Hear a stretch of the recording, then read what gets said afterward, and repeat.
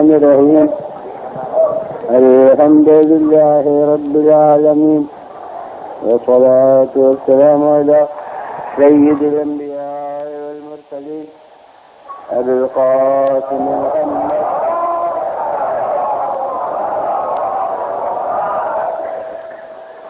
خاتم النبيين وآله الطيبين الطاهرين المعصومين. أما بعد فقد قال الله سبحانه في كتابه المبين وهو أصدق الصادقين إن الساعة آتية نكاد أخفيها لتجزى كل نفس بما تسعى. صلوات.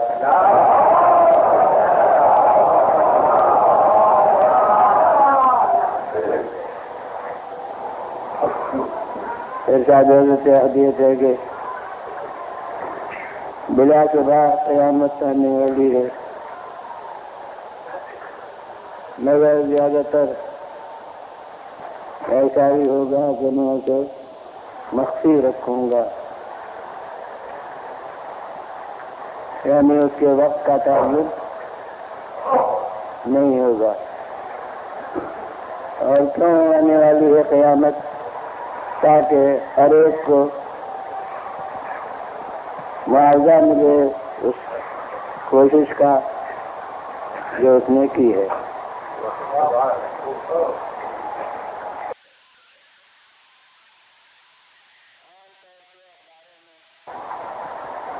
بہت عرصے سے جو اعلان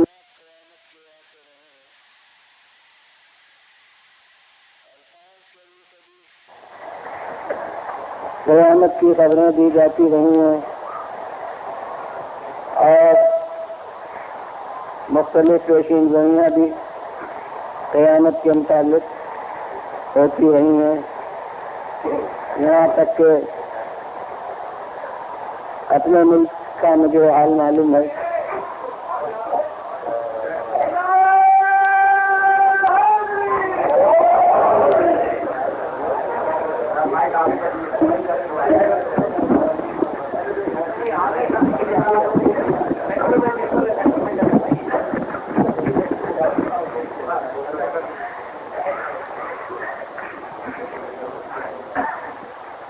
اپنے ملک کا مجھے حال معلوم ہے کہ ایک رات مقرر ہو گئی قیامت کے لیے،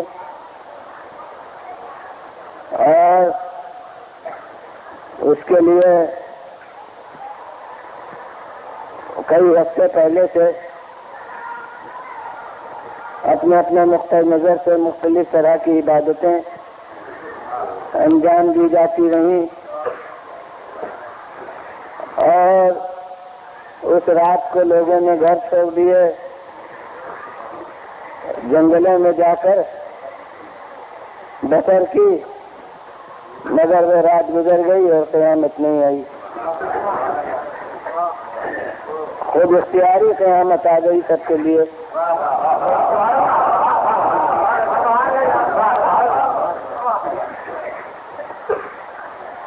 سائنس کے روح سے جو قیامت کی خبریں آتی رہی ہیں وہ بھی مختلف رخوں سے ہیں.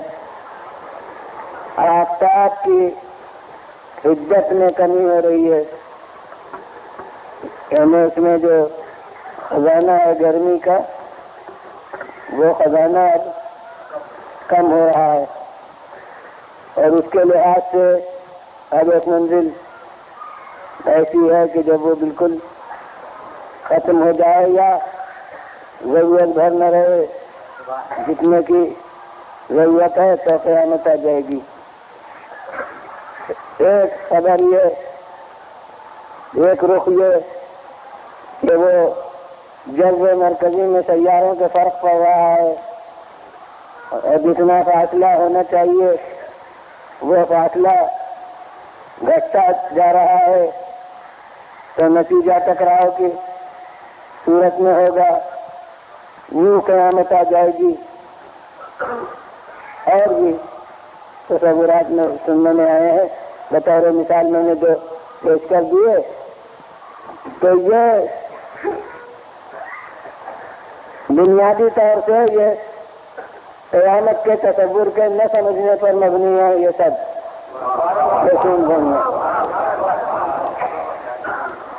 وہ غلطی یہ ہے کہ یہ لوگ قیامت کے معنی تباہی عام کے سمجھتے ہیں، ہمگیر بربادی کے سمجھتے ہیں۔ قیامت کے معنی سمجھتے ہیں فنا، حالانکہ قیامت نام فنا کا نہیں ہے، قیامت نام ہے دوسری زندگی کا۔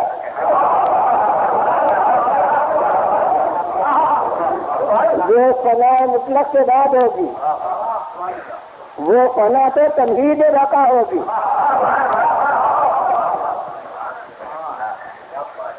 وہ بربادی عام جو ہوگی وہ تو آبادی کا پیشینہ ہوگی۔ تو یہ جتنی خبریں ہیں یہ سب بربادی کی حد تک رک جاتی ہیں۔ وہ سائنس کے تقاضے بھی بس بربادی تک پہنچ کے ختم ہو جاتے ہیں، اور جو اصل قیامت ہے اس تک ابھی تک کسی سائنس کی رسائی نہیں ہوئی ہے۔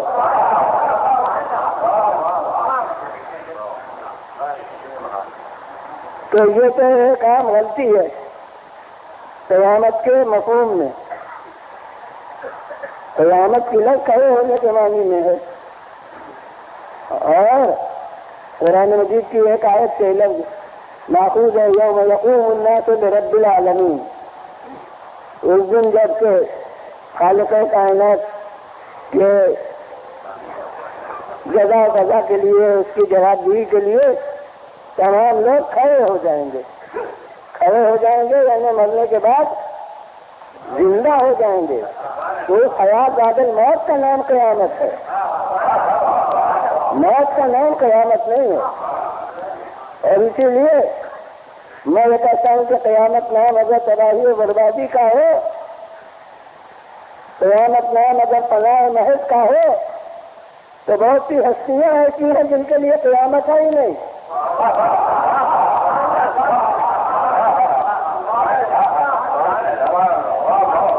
اس لیے کہ قرآن مجید نے جہاں جہاں ہلاکت کی خبر دی ہے ہمگیر طور پر ہمیشہ اللہ کا استثناء کر دیا۔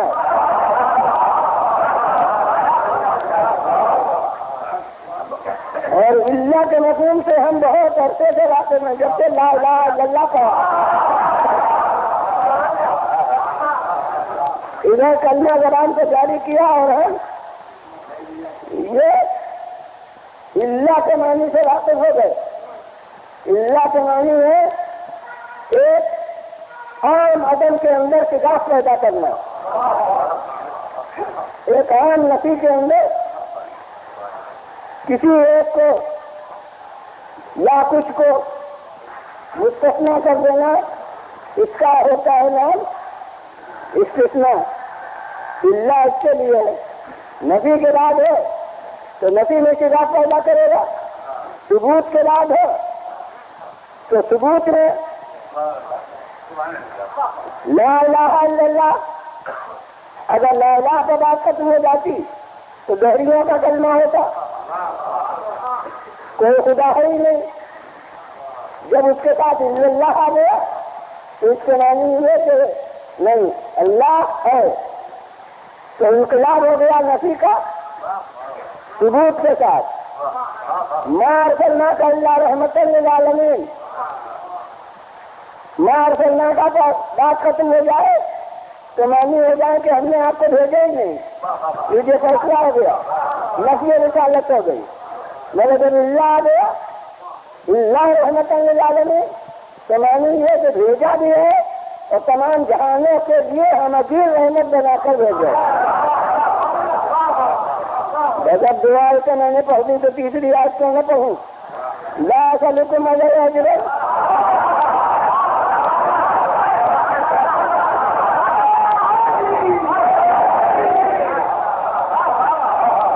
میں تم سے کوئی اجر نہیں چاہتا۔ بات یہاں ختم ہو جائے تو کوئی اجر نہیں، لیکن اگلا محبت کا قربا صاحبان قرابت کی محبت سے کمانے میں سے اجر ہے اور وہ جو ہے صاحبان قرابت کی محبت. اور بس ایک جملہ ہے، میں کہتا ہوں ساتھ سب کی ایک ہے، سب کی ساتھ ایک ہے. لا الہ الا اللہ، کلمہ توحید، ما ارسلناک الا رحمۃ، کلمہ رسالت، اور لا اسألکم علیہ اجرا، کلمہ ولایت.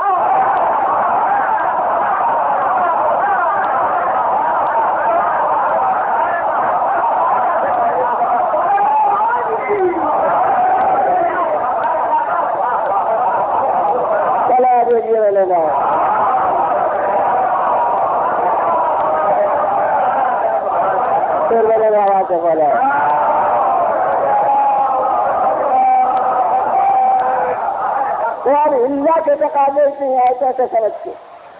اور دیکھیے جہاں جہاں فنا اور ہلاکت کی خبریں دی گئی ہیں تو سب تباہ ہو جائیں گے. ہر جگہ ایک استثناء موجود. کل شیء ہالک، ہر شے ہلاکت میں مبتلا ہونے والی ہے الا وجہ، مگر کوئی جو وجہ داری ہے. اور اسی اللہ کو مثبت انداز میں یہ کہہ دیا کہ کل جو من علیہا فان، جتنے لوگ یہ زمین پر سب پناہ ہونے والے ہیں، وَيَبْقَىٰ وَجْهُ رَبِّكَ ذُو الْجَلَالِ وَالْإِكْرَامِ. اسی وجہ سے جو اللہ کے بعد آیا تھا، یہاں مثبت طور پر کہہ دیا کہ جو وجہ خالق ہے وہ باقی رہنے والا ہے. اور پناہ عام کے لیے دعا سب جانتے ہیں، یعنی جو مسلمان قیامت کا تصور رکھتے ہیں وہ پناہ کب ہوگی سب جانتے ہیں، جب سور پھونکا جائے گا. نفس سور پھونکا جائے گا. مگر قرآن مجید میں دو جگہ نفس سور کا ذکر ہے، ہر جگہ اللہ ہے. ایک جگہ ہے نفخ بالصور ففزع من فی السماوات والارض الا من شاء اللہ. ایک جگہ سور پھونکا تو جتنے زمین میں آسمان میں سب بدحراس ہو گئے، فضا میں مبتلا ہو گئے، گھبراہٹ سے بدحواس ہو گئے، سوا ان کے جو منظور قدرت ہیں. یہ ایک نفس سور. دوسرا نفس سور نفخ بالصور فصعق من فی السماوات والارض الا من شاء اللہ. سور پھونکا تو جتنے تھے سب بے جان ہو کے گر گئے، سوا ان سے جو اللہ کو منظور ہے. میں نے کہا کہ پہلے نفس سور کا اثر ہے گھبراہٹ سے ہوش آواز کھو دینا، وہاں بھی استثناء ہے، معلوم ہوتا ہے کچھ نفوس مطمئنہ ہے.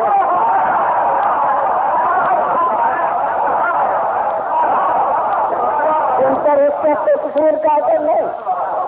اور اس کے بعد دوسرا نفس سور کہا گیا اس کا کام ہے بے جان ہو کے گر جائے گا. وہاں بھی کہہ دیا گیا الا من شاء اللہ، معلوم ہوا کچھ نفوس باقیہ ہیں جن پر کسی سور کا اثر نہیں ہے. تو اسی لیے اگر قیامت نام اس بربادی کا ہے تو یہ ہستیاں وہ ہیں جو اس بربادی عام سے مستثنا ہے. اب اگر سائنس کے ساتھ قرآن کو ماننا ہے تو ماننا پڑے گا. اگر جذب مرکزی کا توازن ختم ہونے سے قیامت آتی ہے تو، اور اگر آفتاب کی گرمی گھٹنے سے قیامت آتی ہے تو ماننا پڑے گا عظیم قرآن کہ کچھ نفوس کہتے ہیں کہ وہ جذب مرکزی سے نہیں باقی ہے، اللہ کی رضا سے باقی ہے.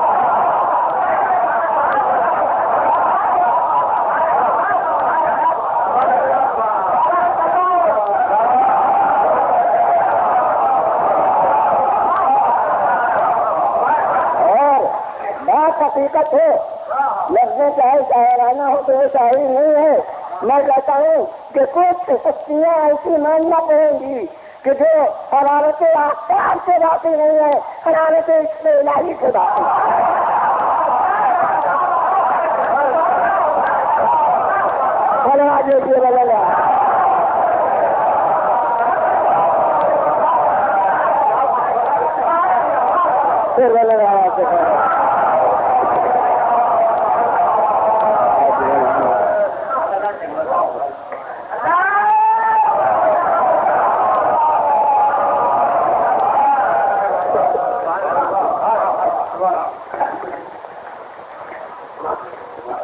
یہ تو بالکل ہی تمیز ہے کہ قیامت کا جو تصور عام قائم کیا گیا ہے وہ غلط ہے۔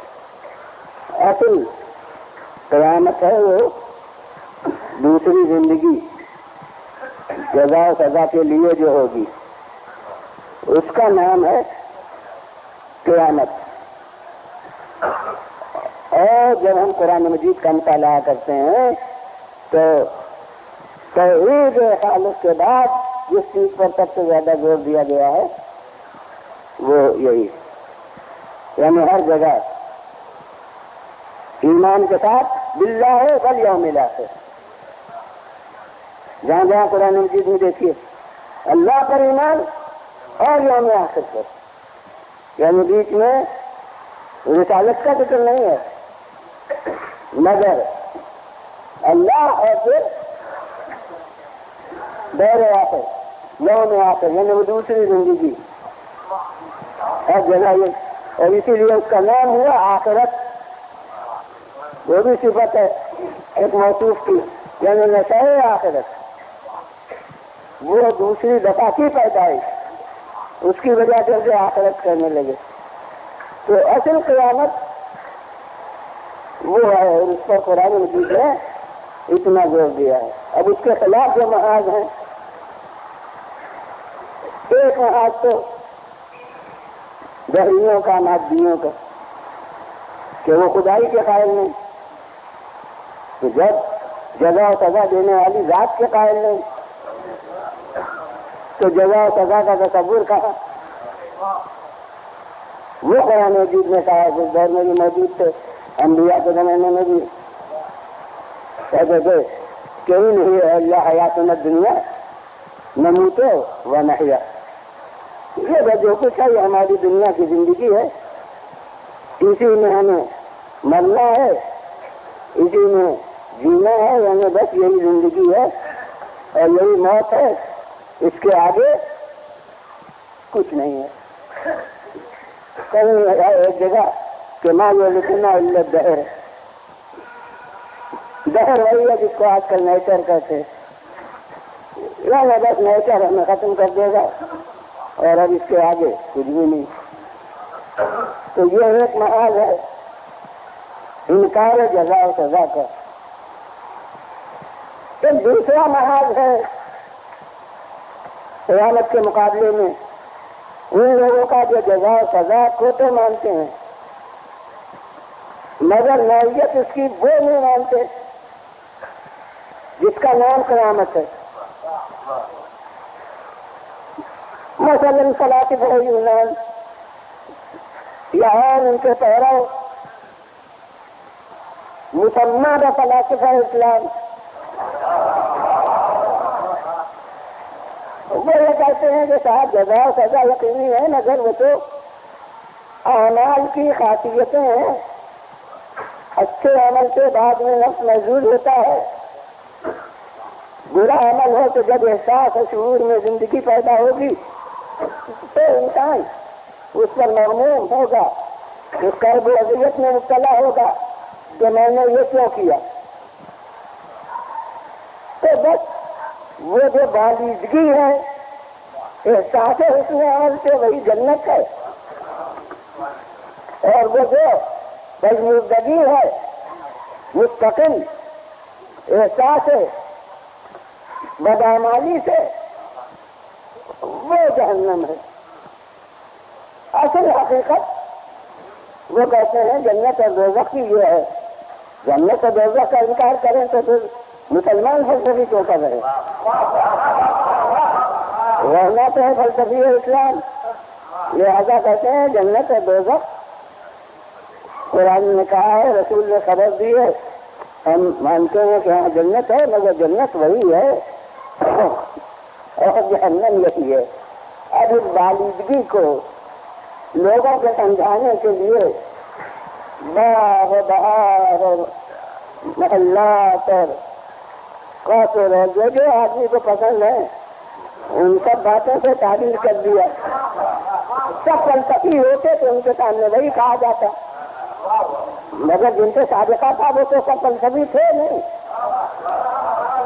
لہذا انبیاء نے حکیمانہ گفتگو کے طور پر یہ سب تعبیرات اختیار کیے اس حقیقت کو سمجھانے کے لیے کہ حسن عمل سے یہ ہوتا ہے، راحت ہوتی ہے۔ اب راحت جس چیز سے ہوتی ہے اس سب کا ذکر کر دیا، اور حسن بدعمالی سے جو اذیت ہوتی ہے، اب وہ کہا جاتا ہے وہ نفس کو اذیت ہوتی ہے، وہ روح کو اذیت ہوتی ہے، تو کون سمجھتا؟ لہٰذا انہوں نے کہا بہت سے درخت کے شعلے ہوں گے اور اس میں سانپ ہوں گے جو ڈس رہے ہوں گے، جو اذیت کی صورتیں ہیں وہ سب بتا دیں۔ یہ سب لوگوں کو سمجھانے کے لیے ہے۔ انبیاء تھے نیک نیت لوگ، مقصد ان کا اصلاح خلق تھا، اصلاح کے ذریعے سے یہی صورت مناسب تھی، لہذا انہوں نے یہ صورت اختیار کی۔ یہ ہے جزا و سزا کی نوعیت کو گویا اچھے اور برے اعمال کی خاصیت قرار دینا، اور اس صورت میں یہ ہوتا ہے کہ اللہ کا کوئی فعل ارادی نہیں ہے کہ وہ جگہ دیتا ہے، وہ سزا دیتا ہے، نہیں، وہ تو کام کی خاصیت ہے جو رونما ہوتی ہے۔ تو یہ ایک محاذ ہے قیامت کے بارے میں۔ ایک اور تیسرا محاذ، اب آپ کا سابقہ نہیں مگر جو لوگ اس ملک سے آئے ہیں وہ اس نام سے واقف ہوں گے، اور حقیقت میں وہ ایک ملک میں نہیں بلکہ شرک کے ساتھ ساتھ تقریباً ہر جگہ یہ تصور بھی جزا و سزا کا ہے جسے تناسخ کہتے ہیں۔ جہاں مثلاً بودھوں کی اکثریت، بودھ مذہب کی جاپان، چین وغیرہ، تو ہر جگہ وہ تناسخ اس کے ساتھ لازمی جز ہے۔ اور تناسخ وہاں کی ہمارے یہاں کی مذہبی زبان میں اس کا نام ہے آوادن۔ تو اس کا کیا مطلب؟ جزا و سزا کے وہ بھی قائم ہے، مگر اس کے ساتھ یہ کہ وہ ہر آدمی مرنے کے بعد پھر کسی شکل میں دوبارہ پیدا ہوتا ہے، اس کو جنم کہتے ہیں، اور وہ جس شکل میں اس نے جنم لیا اس میں جو راحتیں ہوتی ہیں وہ سب جزا ہیں قبل کے عمل کی، اور جو تکلیفیں ہوتی ہیں، اذیتیں ہوتی ہیں، وہ سب سزا ہیں قبل کے اعمال کی۔ لہذا بس یہی سلسلہ ان کی زبان میں جتنی مجھے معلوم ہے اس میں کہہ رہا ہوں کہ کرم اور جنم کا سلسلہ لامتناہی طور پر جاری ہے۔ اسی طرح اسی نظام پیدائش میں نظام جزا و سزا بھی چل رہا ہے۔ تو نتیجہ پھر وہ ہوا کہ کوئی الگ دور جو جزا و سزا کا ہو، جسے مسلمان قیامت کہتے ہیں، وہ کچھ نہیں۔ اور جناب اتنے محاذ سامنے ہیں تو ظاہر ہے کہ اگر پورے طور پر ان کی رد کی جائے تو پھر ایک مجلس کا کافی ہو سکتی ہے۔ اب مشکل یہ ہے کہ موضوع مقرر کرنے والوں نے یہ تو دیکھا نہیں تھا کہ اصول دین میں آخری دن قیامت آئے گی۔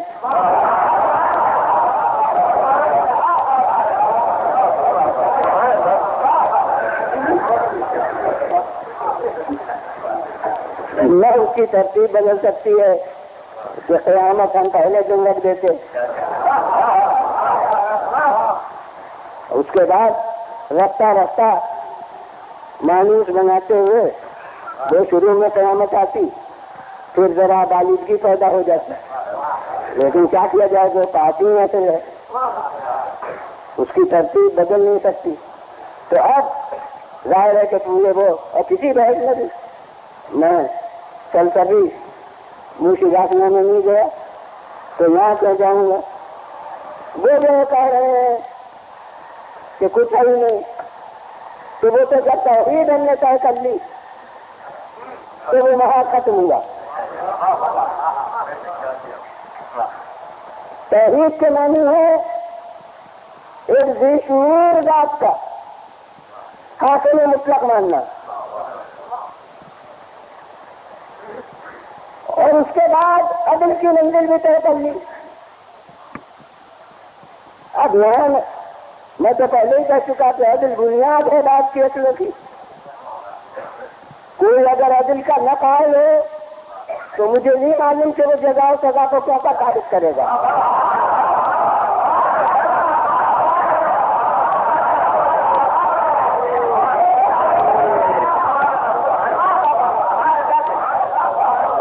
ارے صاحب یہ تو دنیا کی کچہری ہے بھی، جہاں رسمی طور پر جزا و سزا ملتی ہے نام اس کا بھی عدالت ہے، یعنی جزا و سزا سے تو قانون عدالت الگ ہو ہی نہیں سکتا۔ اگر عدل سے منکر ہو جائیں تو ضرورت ہی قیامت کی نہیں ہے۔ وہ تو جب اللہ کو عادل مان چکے کہ بتقاضائے عدل نظام ہدایت کو تسلیم کر چکے نبوت میں کہ اب اس کی طرف کے احکام آ رہے ہیں، تو جب احکام آ رہے ہیں تو اسی سے لازمی طور پر فرما برداری اور نہ فرمانے کا تصور پیدا ہوا۔ اگر کوئی نبی آتا ہی نہ کچھ احکام ہی نہ آتے تو جب حکم ہی ملتا تو فرما برداری کیسی اور نہ فرمانی کیسی؟ لیکن جب نظام نبوت مان لیا اس کے ماننے کے احکام آ رہے ہیں تو اب کچھ ہے فرما بردار، کچھ ہے نافرمان۔ اب ان سب کو ایک لکوئی ہانکا جائے یہ عدالت کے خلاف، لہذا ضرورت ہے کہ فرما بردار اور نافرمان میں نتیجتاً حاکم کی طرف سے فرق ہو، بس اسی فرق کا نام جزا و سزا ہے۔ جو فرما بردار کے لیے در بنا فرما برداری ادھر سے نتیجہ ہو اس کا نام جزا، اور جو نافرمان کے لیے ادھر سے نافرمانی کی بنا پر نتیجہ مرتب ہو اس کا نام سزا۔ تو یہ سب اصول ہے جو ایک دوسرے کی طرف کچا کچا لے جاتے ہیں، جو توحید کو حق توحید کے ساتھ مانے گا وہ عدل کا منکر نہیں ہو سکتا۔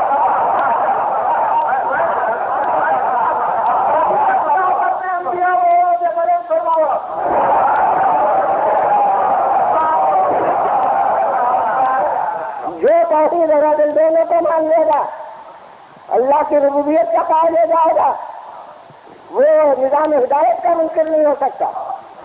اور ادھر نظام ہدایت کا قائل ہوا اور پھر فرما بردار نافرمان کی تفریق کے ساتھ نتیجے کی تفریق بربنائے عدل لازم ماننا پڑے گی، تو اس کا نام قیامت ہے۔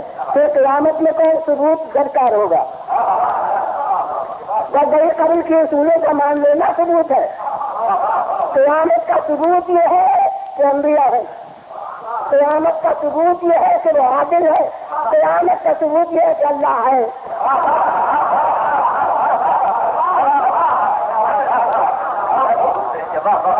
اور الگ سے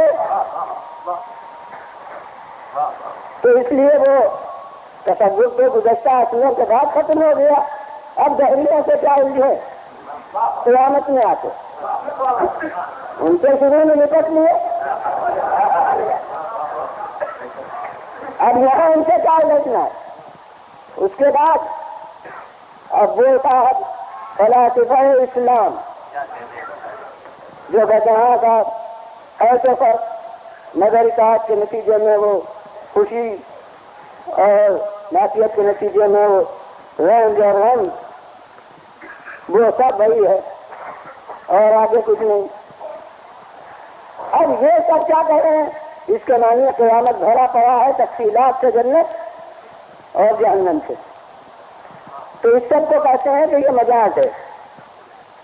لوگوں کو سمجھانے کے لیے یہ الفاظ کرتی ہے، اس کے معنی یہ ہے کہ یہ سب مجاز ہے، راحت دکھلانا ہے، راحت سے دکھانے کے لیے یہ سب لوازم پیش کیے گئے مجاز ہیں۔ لیکن اب میں ہر صاحب زبان اور یاد رکھیے کہ قرآن فصاحت میں معجزہ ہے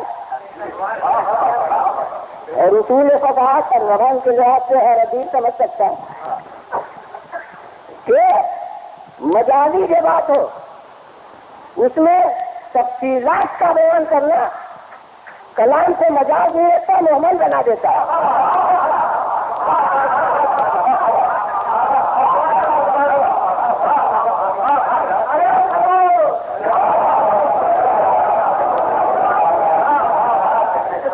وہ ٹھیک ہے، انشاءاللہ مقام میں نے کہہ دیا کہ نکلا دو صاحب کا ہوا ذہن کٹار سے، بہادر کو ذہن کہہ دیا، مگر بھائی اس نے کہا تو صحیح ہے۔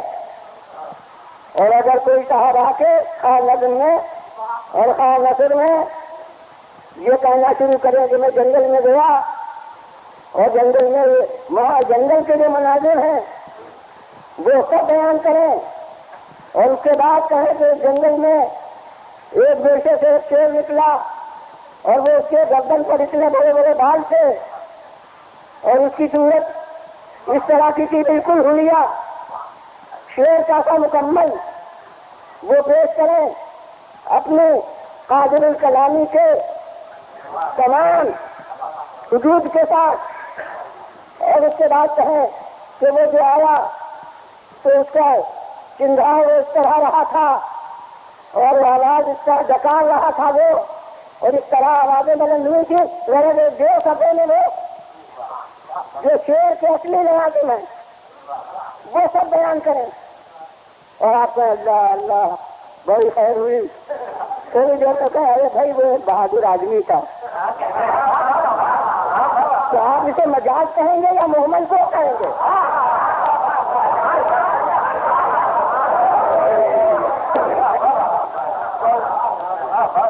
مجاز کے لیے ضروری ہے کوئی قرینہ ایسا جو اصل معنی سے ذہن کو ہٹائے،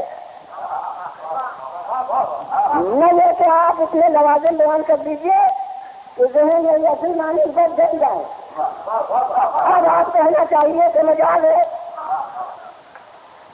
جیسے اب مثال پیش کر دوں کہ ایک جلسے میں جانا ہوا تھا، ایک صاحب میرے پیش رو سیرت کا جلسہ تھا امین آباد میں، لکھنؤ میں جو محلہ مشہور ہے، تو وہاں جناب ہمارے پیشوا جو مقرر صاحب تھے وہ فلسفی بھی تھے اور اس طبقے سے تعلق رکھتے تھے ایسے جو روحانی میراث تھا۔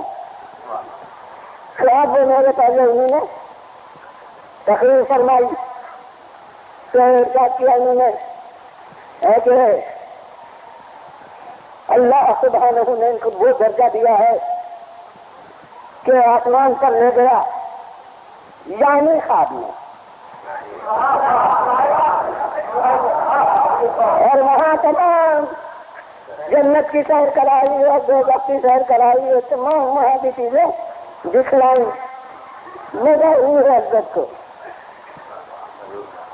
اور اس کے بعد وہاں اللہ سبحانہ سے ملاقات فرمائی، یعنی انتہائی تقرب عزت کا ظاہر ہوا۔ تقریباً آدھے گھنٹے وہ کیفیات معراج بیان کرتے رہے، لیکن ہر 10 منٹ کے بعد یعنی کہتے تھے، یعنی کہتے تھے اپنے مسلک کو ثابت کرنے کے لیے۔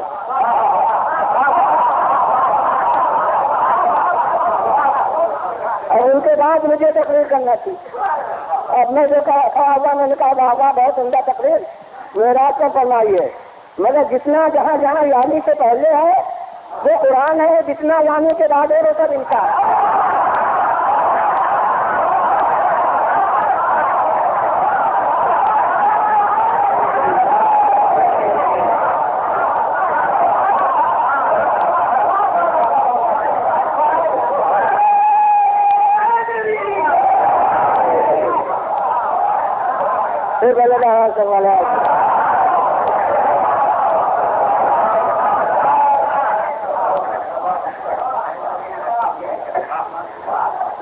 جناب والا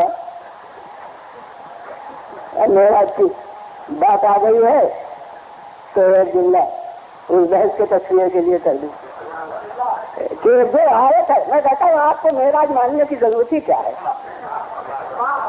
یہ کون گلا گھوٹ رہا ہے؟ کیا آپ مانیے ہی تو کیا مجبوری بس یہ ہے کہ مسلمان ہیں اور قرآن میں ہے؟ تو میں کہتا ہوں جب مجبوری یہ ہے تو جو قرآن میں ہو وہ مانیے۔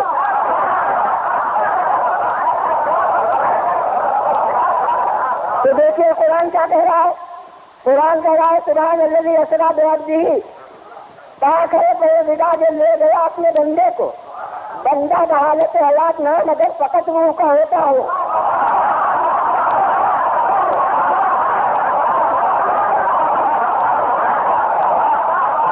تو میرا رجحان نہ لے، اور اگر بندہ نہ پورے انسان کا ہوتا ہو جس میں روح دونوں کا، تو پھر مجبوراً قرآن کی زبردستی سے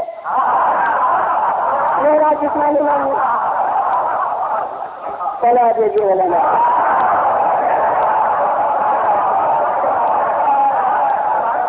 ویسے ہی ان فلاسفہ اسلام سے مجھے عرض کرنا ہے کہ یہ کون مجبوری ہے کہ آپ قیامت کو مانیں؟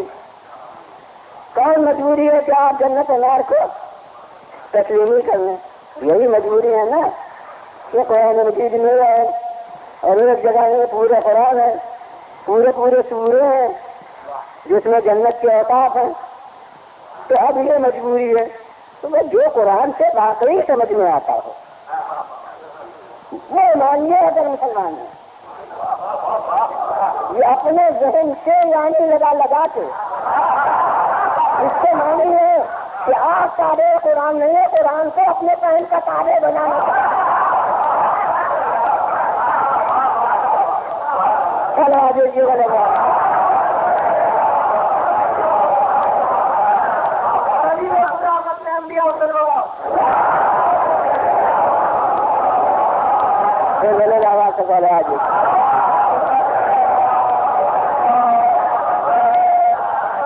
اور یہ وسیع بات ہے جس کا دل چاہے قرآن مجید کو سمجھ سکتا ہو تو قرآن مجید میں دیکھ لے، ترجمے پڑھ سکتا ہو تو ترجمے دیکھ لے کہ جنت اور نار دونوں طرف جو تفصیلات قرآن مجید میں بیان کیے ہیں اس کے بعد مجاز کے تصور کی گنجائش ہی نہیں رہتی۔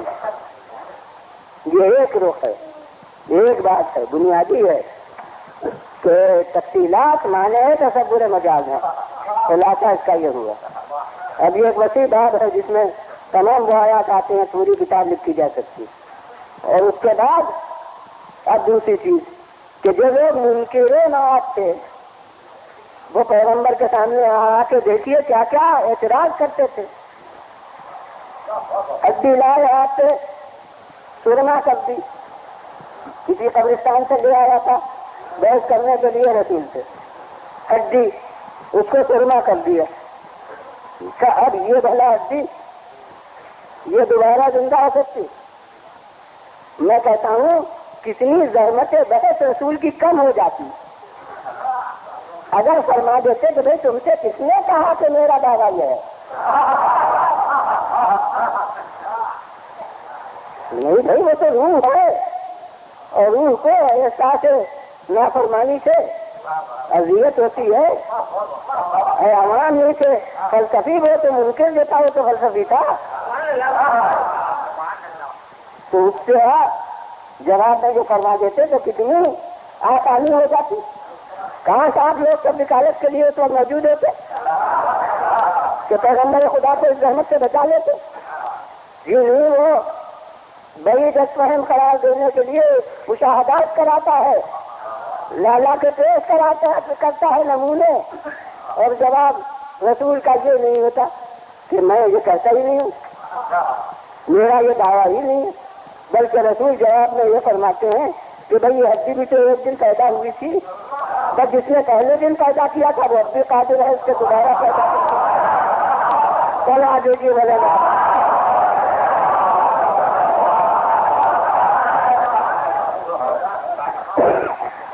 دیکھو یہی اس سے کہتے ہیں، یہ نہیں کہتے کہ نہیں میرا وہ دعویٰ نہیں، معلوم ہوتا کہ جتنے انبیاء ہیں سب تو وہی کہتے رہے۔ اب آپ اس وقت سے کہیے کہ نہیں ہوتا، لیکن ان کی طرف نسبت نہ دیجیے۔ اب آئیے اگر کہ یہاں کوئی شاید مصرف اس کا نہ ہو مگر بات آ گئی ہے تو وہ جو تصور ہے، مگر وہ تصور ایک مضبوط بنیاد پر قائم کیا گیا، یعنی پورا تصور تناسخ کا آواگمن کا جو ہے وہ اصول عدل پر مبنی ہے، یعنی انہوں نے عدل کو مسلمہ قرار دیا۔ وہ کہتے ہیں صاحب ہم دیکھتے ہیں کہ ایک آدمی عمر بھر تکلیفیں اٹھاتا ہے، ایک آدمی عمر بھر راحت اٹھاتا ہے، ایک آدمی تندرست ہے، ایک آدمی مریض ہے، وہی سب جو میں مجملاً کہہ چکا تو یہ تفریقہ ہے اور خلاف عدالت نہیں ہو سکتا، لہذا ماننا پڑے گا تو یہ تفریقہ کسی اصول عدل کی بنیاد پر ہے۔ جسے عمر بھر راحت مل رہی ہے اس سے گزشتہ اعمال کا صلہ ہے، اور جسے عمر بھر تکلیف میں بسر ہو رہی ہے وہ گزشتہ اعمال کی سزا ہے۔ اس کے معنی ہے کہ عادل کو انہوں نے بالکل قبول کر لیا، تصور کو قائم کیا۔ مگر میں کہتا ہوں اب ظاہر ہے کہ وہ آپ کی ضرورتوں سے بھی خارج، آپ کا سابقہ بھی اب نہیں اس فلسفے والوں سے، لہذا اس میں زیادہ افادیت بھی نہیں۔ مجملاً میں عرض کرتا ہوں کہ نظریہ جب مشاہدات سے ٹکرائے تو پھر نظریے کو غلط ماننا پڑے گا۔ بدیہی مشاہدات سے جب ٹکرا رہا ہو نظریہ، دنیا والوں کو بڑا آسان ہے ان سے مقابلہ، کیسی بنیاد کا انکار کر دیں، کیا دلی غلط ہے، مگر ہمارے لیے زیادہ ذمہ داری ہے کہ ہم اصول عدل کے قائل ہیں۔ تو ہم کہتے ہیں جو صورت ان نے تجویز کی ہے وہ صورت بہرحال غلط ہے۔ کیا اس بنا پر کیا وہ تو پورا نظام ہے آواگمن کا، پورا فلسفہ ہے کہ سزا کے طور پر جو جنم ملتے ہیں اس جنم میں کچھ تو وہ ہیں کہ جن کے اعمال بدعمالیاں کم ہیں کہ وہ آدمی ہی کی شکل میں پھر پیدا بھی ہوئے اور اب پھر آدمی کی شکل میں راحت اٹھائی اور آرام اٹھایا، مگر یہ کہ بدعمالیوں کا ایک درجہ یہ ہے کہ پودوں میں چلے گئے، ایک درجہ یہ ہے کہ پتھروں میں چلے گئے، یعنی کچھ وہ ہے جو انسان کی شکل میں آتے ہیں اور پھر اس جنم میں ان کو آرام یا تکلیف سے دوچار ہونا پڑتا ہے یا صدمے اٹھانا پڑتے ہیں یا راحت ہوتی ہے۔ تو اب جو میں نتیجہ نکال رہا ہوں اس کے لیے بہت فلسفی سائنسداں ہونے کی ضرورت نہیں، میں کہتا ہوں کہ ازل سے قافلہ چلا جنم و کرم کا، اور نیک اعمال و بد اعمال ہوتے رہے، اب اس کی سزا میں کچھ آئے انسانوں میں اور کچھ گئے پتھروں میں، کچھ گئے درختوں میں، تو بس ذرا سے غور کی ضرورت ہے، یاد کر رہا ہوں کہ اب جب پتھروں میں گئے، درختوں میں گئے، تو اب جنن تو ہے، کرم نہیں ہے۔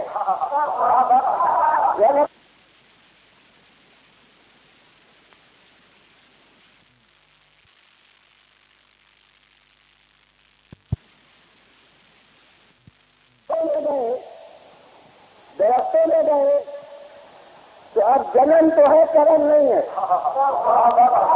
یعنی پتھر کسی کے نزدیک صاحب عمل نہیں ہے، اور درخت کسی کے نزدیک صاحب عمل نہیں ہے، تو اب ان کے لیے تو جنن کا سلسلہ ختم ہو جانا چاہیے، جو پھر انسانی ہی شکل میں آئے ہیں۔ اب اس انسانوں میں پھر کچھ خوش اعمال ہوں گے، کچھ بد اعمال ہوں گے، تو اب جو خوش اعمال ہوں گے وہ انسان کی شکل میں آئیں گے،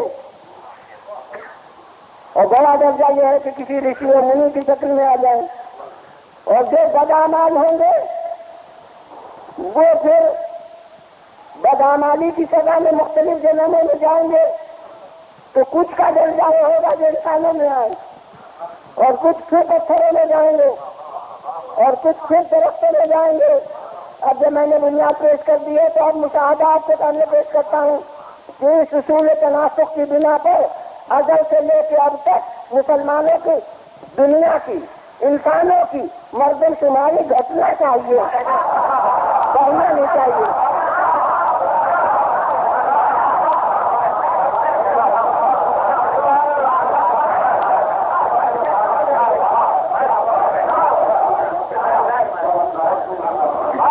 مگر اب دنیا کے مردم شماری کے رجسٹروں سے پوچھیے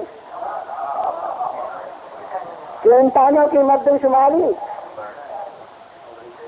1000 برس پہلے جتنی تھی اتنی اب بھی ہے، اور اب سے 100 برس پہلے جتنی تھی اتنی اب بھی ہے، اور اب سے 10 برس پہلے جتنی تھی اتنی ہی اب بھی ہے، بس ایک ملکوں کو چھوڑ کر، اور باقی تمام دنیا میں مردم شماری کے اضافے سے پریشانی ہے، اور اس کے لیے تدبیریں اور جگہ کی جا رہی ہیں۔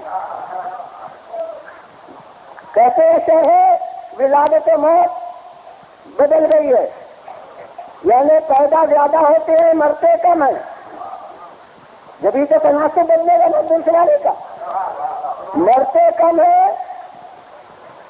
پیدا زیادہ ہوتے ہیں، تو اس کا حل تلاش کیا جا رہا ہے کہ اموات کی شرح میں تو اضافہ اور مسلمہ طور پر دنیا کا ضمیر قبول نہیں کرے گا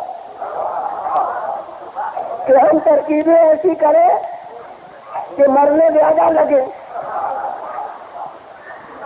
اگر منظور یہ ہے تو اسپتال چھوڑ دیا جائے،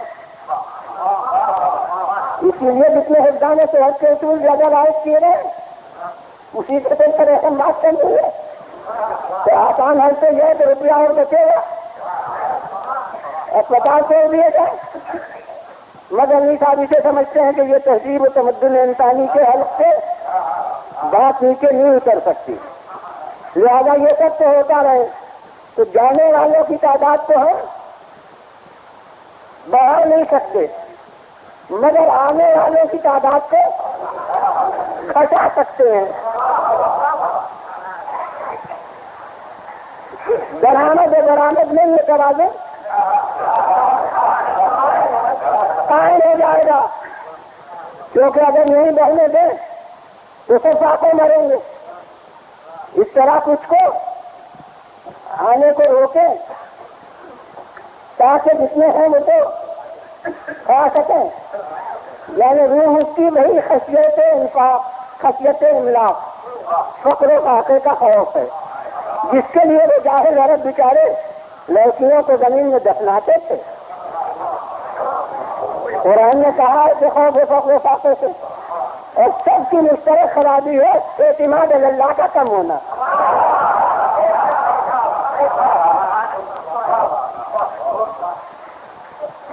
تو کہتے ہیں کہ وہ آئیں گے تو کہیں گے کیا؟ میں کہتا ہوں آپ نے یہ کیوں فرض کر دیا ہے کہ جو آئیں گے وہ سب نکھٹو ہوں گے اور وہ محنتی بھی ہوں گے. لہٰذا جس تناسب سے آپ مرد و شماری کو کم کر رہے ہیں اسی تناسب سے افراد قاصدہ کو بتا رہے ہیں. اور ہو سکتا ہے کہ وہ قبل والے جو آئے وہ بیکار تھے اور جو بعد والا آتا وہی فرض اکمل ہوتا.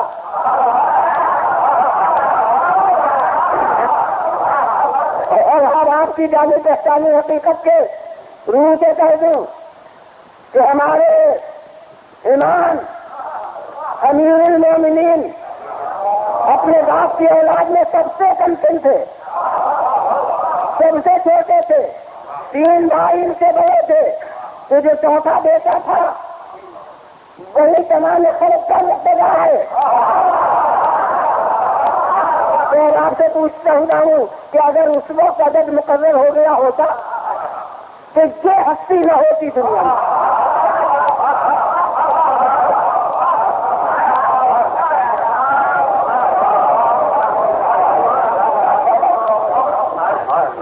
تو یہ بات تو ذمہ نہ گئی. غرض یہ ہے کہ یہ مردم شماری کا بہت سے جانا یہ قطعی دلیل ہے اس نظام کے باطل ہونے کی.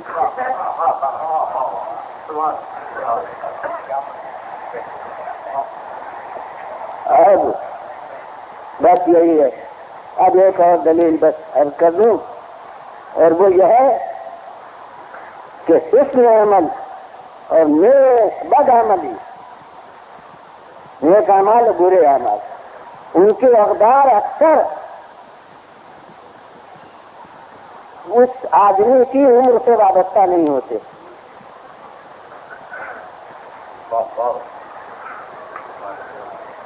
اور اس کے لیے حدیث پڑھوں جو بالکل عقل کے مطابق ہے. من سننا سنتن حسنہ کان لہ اجر من عمل بہا الی یوم القیامہ.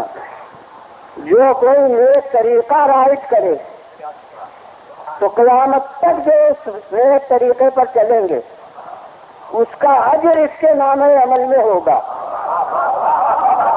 بالکل اصول عدل کے مطابق ہے, عقل کے مطابق ہے. اس نے یہ نیک طریقہ رائج کیا, لہذا سب کے ثواب میں قیامت تک اس کا حصہ ہے. اور جو کوئی برا طریقہ رائج کرے, کوئی بدعت دنیا میں چلائے, قائم کرے, تو قیامت تک جتنے عمل کریں گے ان کے عذاب میں اس کا حصہ ہے.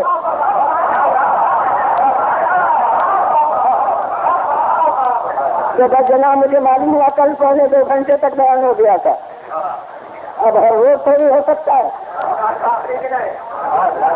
آخری دن ہے جب بھی ہوا کرے, میرا تو آخری دن نہیں ہے.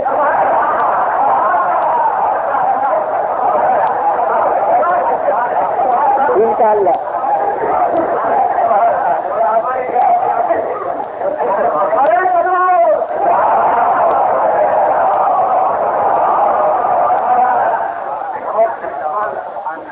تو جو نیک عمل کرے قیامت تک. اب مہاجنوں کی زبان مجھے پوری تو آتی نہیں, مگر دفتروں میں بھی حساب کتاب ہوتا ہے. بہرحال مجھے ان کی لفظ معلوم ہے. تو اس کے معنی یہ ہے کہ ایسے افراد وہ ہیں جن کا دنیا سے جانے کے بعد بھی کھاتا کھلا ہوا ہے.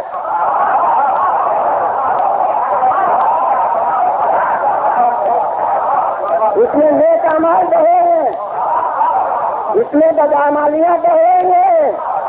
اب عبوری دور میں جزا و سزا نہیں ہو سکتا. اختتام دور زمانہ کے بعد ایک دور پورے عدل کے ساتھ جزا و سزا ہوتا ہے. آگے کی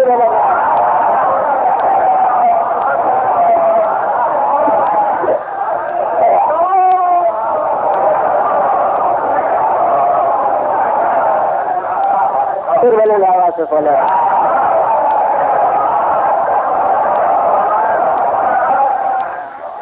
اب بس کچھ لوگ ہیں وہی ترقی یافتہ, وہ کہتا ہے صاحب یہ دین نصیحتیں جو پیش کرتا ہے اندیشی باتوں میں تاثیر کہاں ہو سکتی ہے؟ توہمات میں طاقت تھوڑی ہو سکتی، مشاہدات میں طاقت ہوتی. تو بس اس پر بھی کوئی فلسفی بحث نہیں کرنا. میں ان سے پوچھوں گا کہ آپ کو درمیان مشاہدہ ہی ماشاء اللہ مشاہدہ پرست ہیں یا مشاہدہ پرور ہیں جو بھی، تو اب یہ مشاہدہ میں آپ کو دکھلا دوں اگر کہ مشاہدات میں ایسا نہیں ہوتا اور اندیکھی حقیقت میں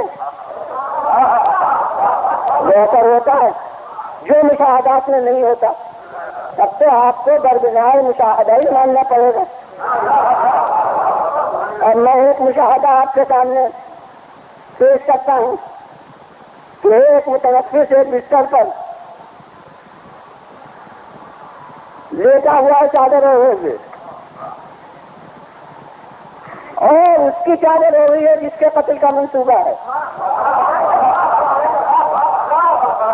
یعنی آپ سے کہوں صاف لوگوں میں پہلی کھلے ہوئے علی ہوتے تو اتنے خطرے میں نہ تھے.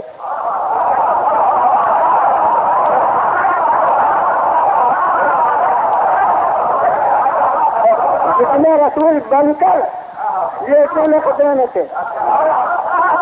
ہم نے دنیا میں بھیج بدلتے دیکھے ہیں مگر عموماً بھیج وہ بدلا جاتا ہے جو خطرے سے دور ہو. مرد عورتوں کا لباس پہن کے خطرے سے نکلا کرتے ہیں.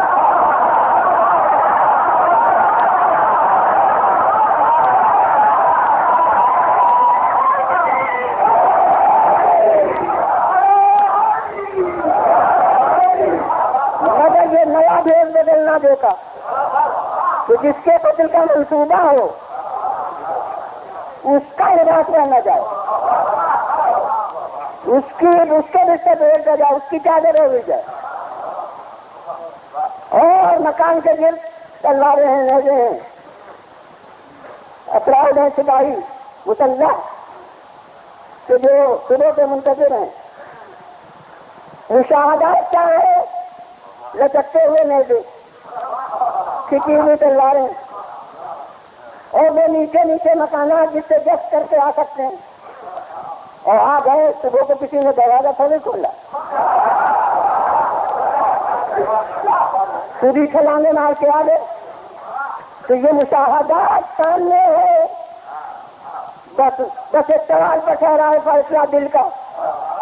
ان تمام مشاہدات کے بعد اگر لیٹنے والے کی نیند ہو جائے تو میں کہوں گا مشاہدات کا اثر ہے، اور اگر گہری نیند سو جائے تو سمجھے کہ مشاہدات بے اثر ہے.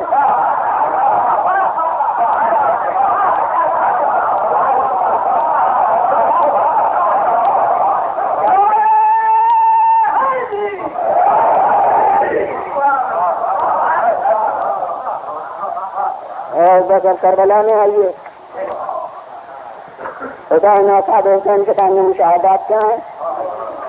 ان کی کثرت وہ مشاہدہ ہے، اپنی قلت تعداد وہ مشاہدہ ہے، بہتی ہوئی نہر اس وقت قائم شدہ پہرا یہ مشاہدہ ہے، اور بچوں کے سوکھے ہوئے لب یہ مشاہدہ ہے، اور سکینہ کا اترا ہوا چہرہ یہ مشاہدہ ہے. یہ سب مشاہدات ہیں. اور کہوں کہ عباس کی جہانی مشاہدہ ہے، علی اکبر کا حسن محمدی مشاہدہ ہے، اور ادھر کے نیزے مشاہدہ ہیں، ادھر کے تیر مشاہدہ ہیں. ان سب مشاہدات کا تقاضا کیا ہے کہ یزید کی بیعت کر لی جائے، اور اس سب کے بجائے کسی اندیشی طاقت کا.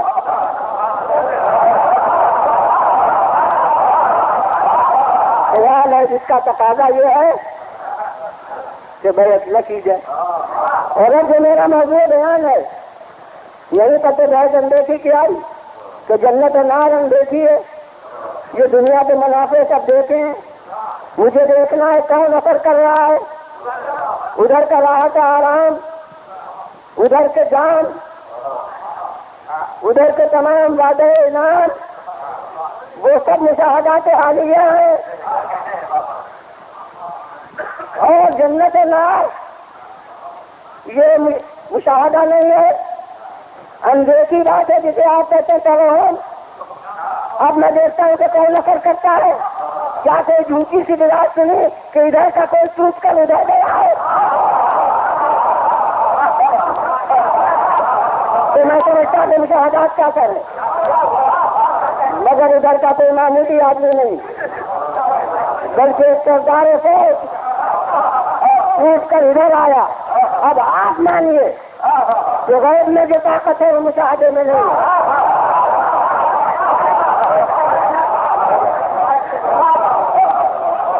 اور جب وہ آ رہے تھے جناب اسی وقت جو جملہ کہا وہ میرے موضوع سے متعلق کہ پہلے ادھر کے سرداروں کے آئے تھے، مگر مطالعات ہے ویسے حالات کا، خود ہو کے میں اپنے دل کی واردات حضرت سے مختصر گفتگو میں بیان کہ میں سمجھتا تھا کہ کچھ نہ کچھ تو سمجھوتا ہو ہی جائے گا، بنا مسلمان سرمندر رسول کو اپیل کرنے کے لیے تیار ہے، کچھ نہ کچھ تو سمجھوتا ہو جائے گا، تو میں اپنی دنیا کیوں برباد کروں؟ تو اس لیے اب تک کوئی ادھر کا راستہ چلتا رہا، لیکن اب جو دیکھا تو یہ ہوا تو پھر جو صورت حال ہے تبری کے صفحات پر ہے کہ رات بھر عجیب بے چینی اس کو رہی، عجیب اذیت رہی۔ اور ایک اور موضوع ہے یہ کہ حسین کی ایک رات کی جو مانگی تھی قیمت ہور کی صورت میں آئی ہے۔ اگر یہ رات مولا مہلت نہ لیتے تو پھر کہاں ہوتا؟ پوری رات اس کے بنا اور دن میں جنگ ہوتی ہے، اور صبح کو جو گفتگو ہوئی ہے وہ قبری کے صفحات پر ہے۔ وہ آیا ابن سعد کے پاس، عجیب سوال کیا، کیا واقعی حسین سے جنگ کرے گا؟ یعنی جیسے اب بھی سے یقین نہیں آتا۔ اب وہ تو اس کے واردات قلب سے بے خبر ہے، اس نے سالاری کی زبان میں، سرداری فوج کی زبان میں کہا کہ وہ خدا ایسی جنگ کہ ہاتھ کٹ کٹ کے گرتے ہوں اور سر قلم ہو کر زمین پر آتے۔ اور اب ایک عجیب سوال کیا پھر جو بتاتا ہے کہ پوری اس کے وقت کی دوداد اس کے پہلے کی دیکھتا رہا تھا، اور تو نے پوچھا کیا اتنی شرطیں جو حسین نے پیش کی کوئی ماننے کے قابل نہیں؟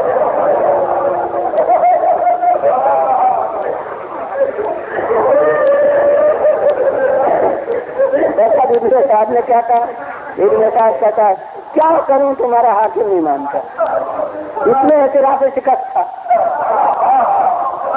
کہتے تم ٹھیک ہو، اب بلا جنگ کوئی نہیں ہے، لیکن حاکم نہیں مانتا۔ اب بہت بیکار تھی، اب تو بس اپنے ضمیر کو توڑنا تھا کہ میں حاکم کے خلاف عمل کر سکتا ہوں یا نہیں، لہذا گفتگو بیکار سمجھا اور آگے بڑھا، اور تھوڑا تھوڑا حسین کی طرف بڑھنا شروع کیا، اور چاہتا یہ تھا کہ ابھی رات کھلے نہیں ورنہ یوں گرفتار ہو جاؤں گا تو راستے ہی میں رہ جاؤں گا، توبہ کیوں کا قبول ہوگی، لہذا رفتہ رفتہ جا رہا تھا، یعنی تھوڑی دیر صحیح مگر اس نے اصول تقیہ پر بھی عمل کیا۔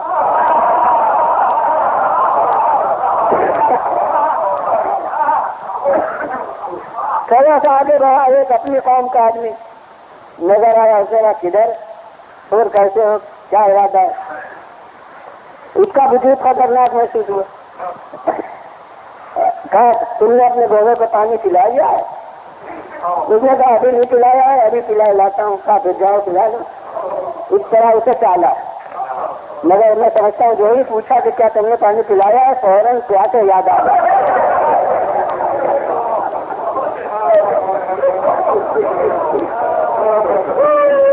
اسے جو ٹالا اب آگے بڑھا جیسے آزاد ہو گیا. اب محسوس ہوتا ہے کہ جیسے اپنے حدود لشکر سے کچھ آگے بڑھ گیا. جو ایک سپاہی نے کہا تو کیا حملے کا ارادہ؟ لفظ یہی ہے مگر درایتاً بتاتی ہے کہ حدود سے آگے نکل چکا تھا. جبھی تو اس نے پوچھا کیا حملے کا ارادہ ہے؟ بس حسین پر حملے کا تصور تھا کہ تن بدن کا اپنے لگا. غالباً انہیں لفظوں میں لے بھی چکا ہوں. کروانے لگا. اس نے کہا کہ یہ عجیب منظر میں دیکھ رہا ہوں. مجھ سے پوچھا جاتا کہ ملک عرب میں سب سے بڑا بہادر کون ہے تو میں تمہارا نام لیتا، مگر اس وقت میں تمہیں عجیب حالت تمہارا دیکھ رہا ہوں. اب یہ شجاعت کے متعلق غلط فہمی تھی، اسے نہیں برداشت کر سکا. مگر اب جو جملہ کہا ہے وہ میرے موضوع بیان سے متعلق ہے. کہنے لگا کیا تم سمجھتے کہ میں خوف موت سے پھر رہا ہوں؟ خدا کی قسم میرے سامنے ایک طرف جنت ہے اور ایک طرف دوزخ ہے، اور مجھ سے نہیں ہو سکتا کہ میں جنت کے ہوتے ہوئے دوزخ کی طرف جاؤں. دیکھا آپ نے اندھے کی حقیقت کیا کر رہا ہے؟ انقلاب پیدا کر دیتی ہے. بس آ جائے گا. اب اسی منزل پر کچھ جملے مسائل کے طور پر میں اس کر دوں کہ اب آ گیا. چاہتا یہ ہے کہ جب تک پہنچوں اس وقت تک حسین میرا چہرہ نہ دیکھے. لہذا سپے اپنے چہرے کے سامنے لے لیے.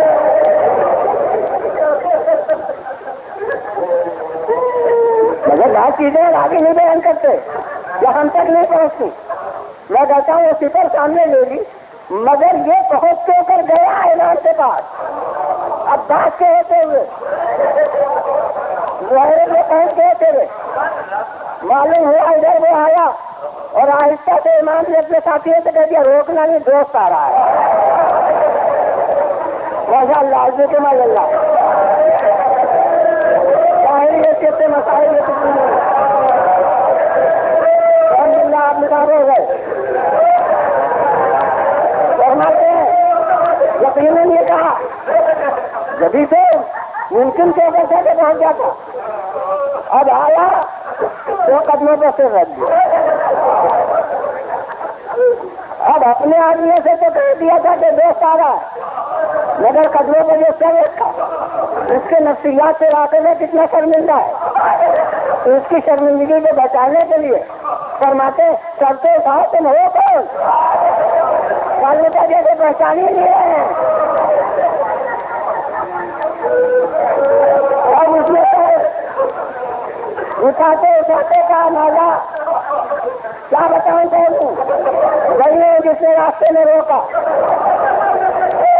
گئی جس نے خیمے ظاہر سے ہٹوائے. بولا میں نہیں جانتا تھا کہ یہ ہوگا، مجھے تصور نہیں تھا. اچھا میری بھی توبہ قبول ہے. انہوں نے ہاں ہاں کل کھاؤ ہم نے بھی معاف کیا.